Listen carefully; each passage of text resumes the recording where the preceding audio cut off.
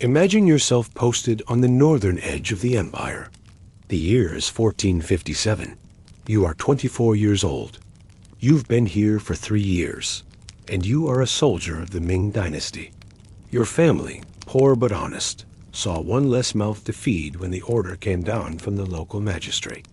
You took your woven bundle of millet and pickled cabbage and walked for weeks under the dry northern sky to reach this place. A garrison fort nestled beneath the shadow of the Great Wall. A conscript.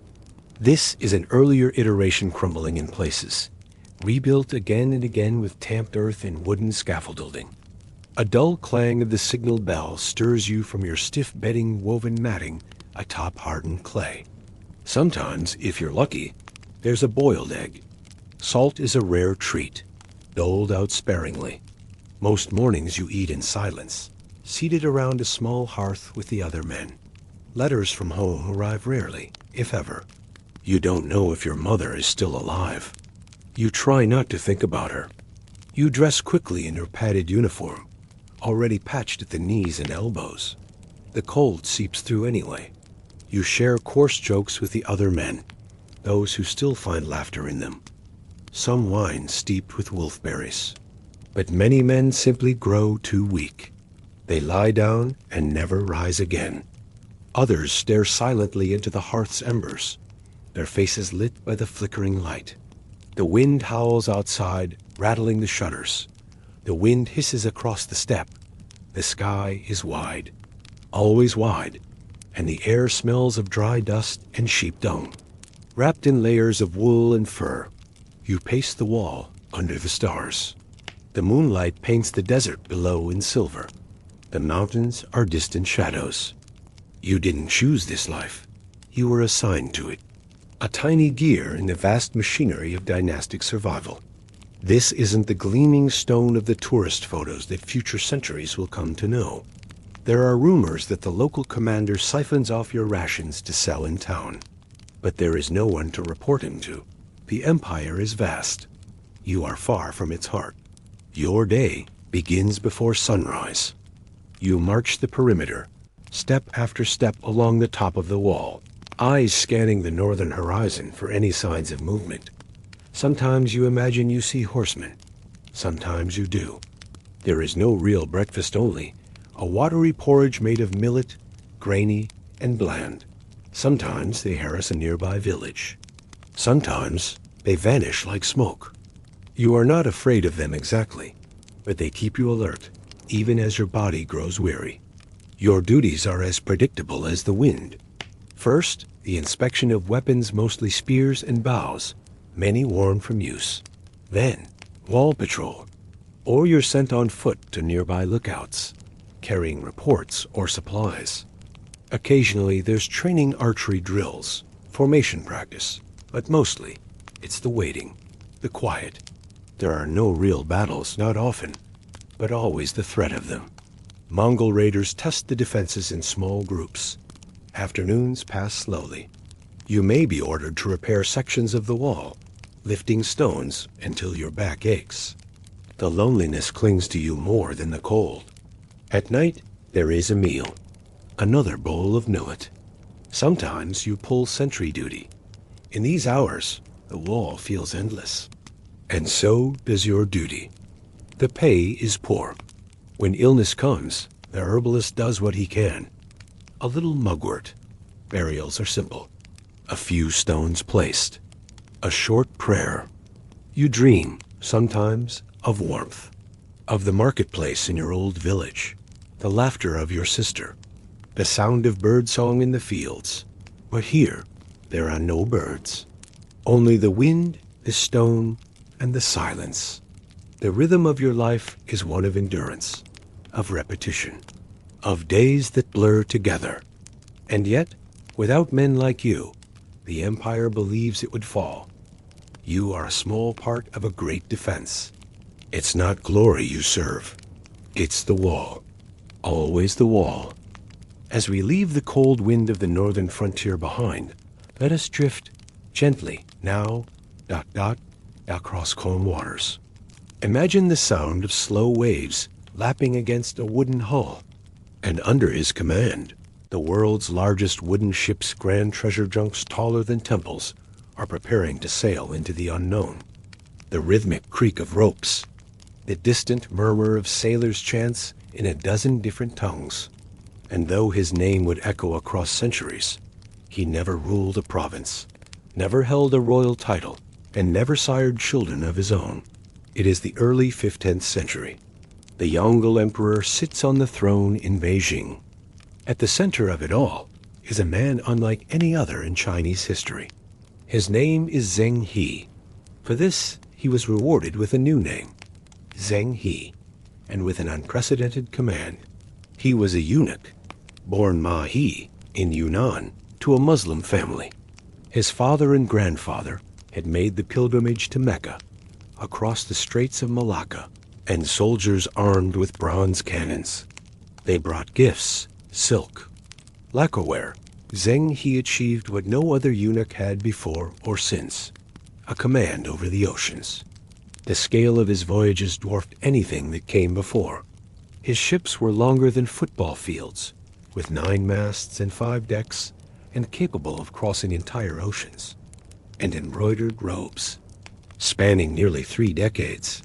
Zheng He's ships were sent to touch the world beyond, from port to port, across salt-stained decks and starlit skies, and then to the ancient earth and the soldiers who never left it. The voyages ended, quietly, without fanfare, and they brought back tributes. Giraffes, zebras, on his final voyage somewhere near Calicut in India. His body was likely buried at sea, though a symbolic tomb remains in Nanjing, quiet, shaded, modest. Spices and strange animals the Chinese court had never seen. And on to Java, Ceylon, he faced resistance. The local king refused to submit. In response, priorities shifted. The massive fleets were disbanded. Records were destroyed. By the mid-15th century, China turned inward. The grand junks were left to rot in their harbors. Oceanic ambition gave way to bureaucratic caution. Zheng He captured the ruler and brought him to China. It was done swiftly, decisively, and without boast.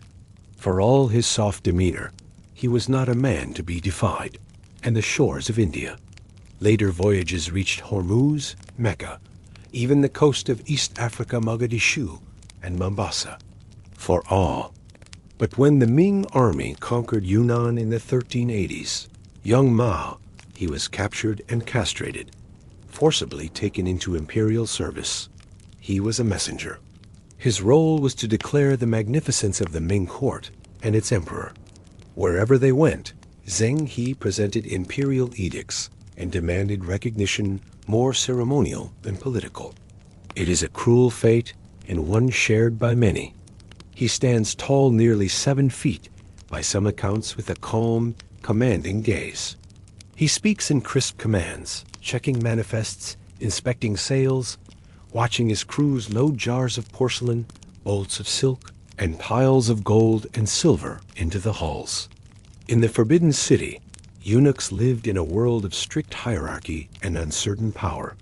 But Ma He, through a rare mixture of intelligence, charisma, and loyalty, caught the eye of Zhu Di, the man who would become the Mongol Emperor. When Zhu Di seized the throne through a bloody civil war, Ma He was at his side, a Muslim serving a Confucian emperor, a eunuch commanding armies, a man who never conquered, yet held dominion over entire oceans. Now imagine yourself at port in Nanjing, watching Zheng He oversee preparations for the first voyage. These ships were not built for conquest, but for projection. The first fleet, nearly 300 ships, with over 27,000 men, set sail in 1405. It was not a secret expedition. Quite the opposite. It was a performance of imperial power across the known world. They sailed down the coast of Vietnam. On board these ships, translators fluent in Persian and Tamil, astronomers to map the stars, doctors with centuries of herbal knowledge. But Zheng, he was not a conqueror. In Ceylon, despite his humble beginnings and the scarred past of his castration, He undertook 7 voyages in all. As the court changed, Zheng died at sea. His story is one of paradox. And while the Great Wall was built to keep the world out, the rhythm of his life was not one of solitude, but movement. And now, as the sails lower and the waves slow, we gently turn inland. Now let the ocean fade behind you. Feel the salt wind fall still. In its place, silence. Deep, ancient silence. You are walking across dry northern plains. Perhaps it is late autumn. The air is crisp. The sky is a wide, pale blue. Beneath your feet, the earth is packed and fine, a light ochre dust that clings to your boots. And beneath this quiet surface lies a secret, or rather, thousands of them. We go further back, deeper into China's long memory more than 1,500 years before Zheng ever set sail. The man who unified China, who ordered the standardization of script, weights, roads, and who ruled with iron will and absolute power. Buried for over 2,000 years, an army waits. This is not the Ming Dynasty now, but it wasn't until 1974, when a group of farmers digging a well broke into an underground chamber, that the world finally began to see what Qin Shi Huang had left behind. We are in the realm of the first emperor, Qin Shi Huang. In life, he was feared. In death, he sought to be remembered. And so, beneath a man-made mound in the Shanxi countryside, he built a mausoleum the size of a city. The museum lights are dim and golden, casting long shadows across rows upon rows of silent clay figures. Their hair is arranged in tidy knots or top knots, each appropriate to their military rank. For centuries, it lay undisturbed. The locals had long suspected something lay beneath the hill, the terracotta army. Artisans shaped them by hand, adding individual features atop mold-based forms. It is estimated that more than 700,000 laborers worked on the mausoleum complex, digging, carving, painting, assembling. Now imagine yourself descending into one of these great pits. But exposure to air caused most of the pigments to flake away within moments of excavation. There are archers, infantrymen, charioteers, and cavalry. Others remain untouched, sealed beneath earth and clay. There are officers with scrolls and foot soldiers, with clenched fists, hands once gripping long decayed spears. Each one unique. You stand before warriors frozen mid-step, some with narrow eyes and furrowed brows, others with wide foreheads and faint smiles. The inner ceiling is said to be inlaid with pearls to represent stars, and the floor a map of the empire. Not symbolic ones, but literal defenders. Full divisions, organized by rank and command, interred with ritual precision. Some are armored, others bare-chested. Even the soles of their shoes are sculpted. They were meant not merely as statues, but as protectors, companions to follow the emperor into the afterlife. They reveal not just the power of Qin Shi Huang, but his fear, his desire to command even death itself. The figures are not simply tools of tyranny. They are art, they are history. They are the long echo of a civilization that thought deeply about death and what comes after. No two faces are the same.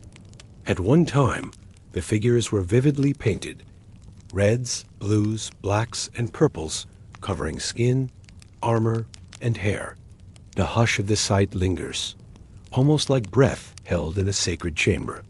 Today, most stand in faded gray. Only about 8,000 figures have been uncovered, but many more still lie buried. Some are in shattered fragments, awaiting reassembly like ancient puzzles. And the mausoleum itself, the emperor's tomb, has never been opened. Historical texts suggest it lies beneath the central mound, surrounded by rivers of mercury to mimic the great waterways of China. But the tomb is fragile. Modern archaeologists have chosen to wait, to not disturb what they cannot yet preserve. So the emperor still sleeps, and his army still stands, in silence, in formation, watching the ages pass, These statues so still, so solemn whisper of an ancient mind obsessed with order, with immortality, with control. And yet they also show something else. Awe, crafted with care, layered with meaning, born from hands long vanished. As you return from the pit, imagine brushing the dust from your sleeves.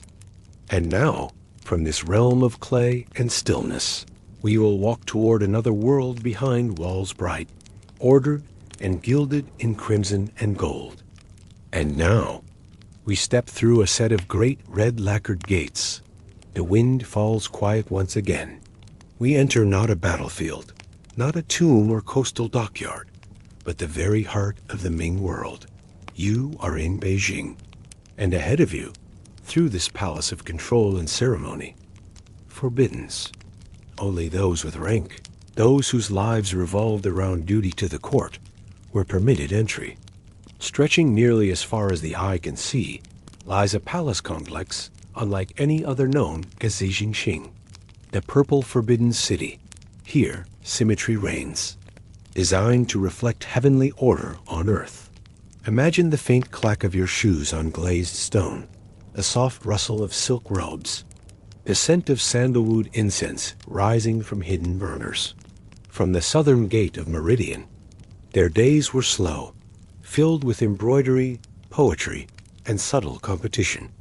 A glance from the emperor might change a life, forever ... or never come at all. Where officials entered and bowed, to the inner court, managing affairs, soups with birds' nests, pickled lotus root, steamed duck with dried tangerine peel. Artisans restored scrolls. Gardeners swept leaves from pebble paths. The emperor, at the center of this great machine, lived under constant surveillance and burden. One misstep, one bad harvest, and rumors would fly. Was the Son of Heaven losing heaven's favor?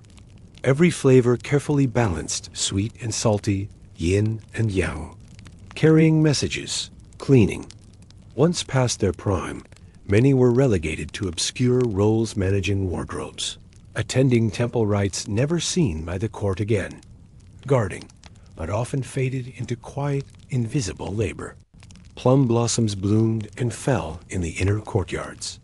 Snow dusted the dragons carved into balustrades. Their ambitions, too, became trapped behind the walls. Seasons passed across its yellow roofs. Some were powerful. We returned to the present, to a different kind of quiet, still, ordered, whispering in the emperor's ear, leaving behind its endless halls and silent watchers. Others spent decades managing storehouses or kitchens, never seen by royalty, of course, known as the Son of Heaven. He rarely left the walls. His day was filled with rituals, audiences at dawn, edicts to sign, ancestral offerings to perform. Each movement choreographed, each phrase spoken according to custom. Where the emperor lived, each hall, courtyard, and pavilion followed strict spatial rules. Geometry becomes power, and behind walls of vermilion and golden tile, emperors passed their days in rituals as precise as the brushstrokes on silk scrolls. Let us walk slowly now. The Forbidden City was never meant to be casual. It was not open to the public, hence the name. The layout is intentional. Even the colors had meaning: red for joy, yellow for earth and power, green for renewal. As you walk through its open courtyards and shaded corridors, you might think it was a place of luxury, and it was, but also of rules, of quiet tension. Let us pause to consider who lived here. The emperor, but he was not alone. Hundreds of palace eunuchs moved silently through the corridors. Then there were the concubines. Numbering in the hundreds, they lived in separate quarters gardens behind painted screens, surrounded by carefully tended trees and fish ponds. Every night, the emperor's sleeping arrangements were recorded in writing by scribes. Everything was logged, everything remembered. The palace itself was also a machine of labor. Dozens of cooks worked in vast kitchens to prepare meals that no commoner could imagine. Elsewhere, calligraphers copied imperial orders in elegant brush script. Even the shadows seemed deliberate. But what of life beneath the surface? Though majestic, a forbidden city could be deeply isolating. Concubines aged quickly. Eunuchs, cut off from family and lineage, sometimes rose to power. Even the colors could not comfort forever. Yet the palace continued on, year after year, decade after decade. Stone courtyards, echoing footsteps, paper lanterns drifting gently in a late summer breeze. And the rhythm of this life, repetitive, ornate, restrained, became the empire's heartbeat. To live in the Forbidden City was to be part of something immense and eternal, and also something deeply confined. It was beauty, ... and burden. Silk, gold, porcelain, ink. This was the empire not as people knew it in the markets or the fields, but as it imagined itself. Perfect. And now, as we step softly back from those great gates, let us move gently now into our final closing reflection. And now we return. From walls and ships and tombs and courts, we have walked through deserts and sat atop the Great Wall under star-flecked skies. We have stood on the damp decks at treasure junks, watching distant coastlines fade into mist. We have descended into the quiet earth, past rows of clay warriors frozen in time. And we have moved softly through crimson corridors, brushing the silk-curtained stillness of the Forbidden City. Ming Dynasty China was not a single place or a single feeling. It was isolation and grandeur, harshness and ceremony, endurance and delicate beauty. For the garrison soldier on the frontier, each day was marked by the sound of wind against stone and the ache of distance. For Zheng He, the empire reached beyond the horizon, across salt winds and foreign tongues. For those buried in clay or gilded behind palace screens, time became something else, either eternal or quietly forgotten. And yet, in each of these lives, we find rhythms, patterns, repetitions, the crack of a spear against a training post, the creak of a mast in the night, the hush of soil poured over the fragments of a broken statue, the soft brush of silk along polished floors. Perhaps you feel the vast distance between your world and theirs. These rhythms are long gone, but their echoes remain, in artifacts, in names, in ruins and rituals and fragile scrolls. The dreams of safety, of beauty, of meaning, ... those remain. And in stories, as you lay here now, wrapped in your own warmth, your own silence, and yet maybe not so distant after all. The stars they looked up to are the same stars. The past does not ask you to remember every date or every name, only that you listen, quietly, for a little while. Thank you for joining us tonight on this long and gentle journey through the rhythms of Ming China. Now, the night can take you. Let the stories fall quiet. Let the noise of the day slip away. And rest until next time. Good night.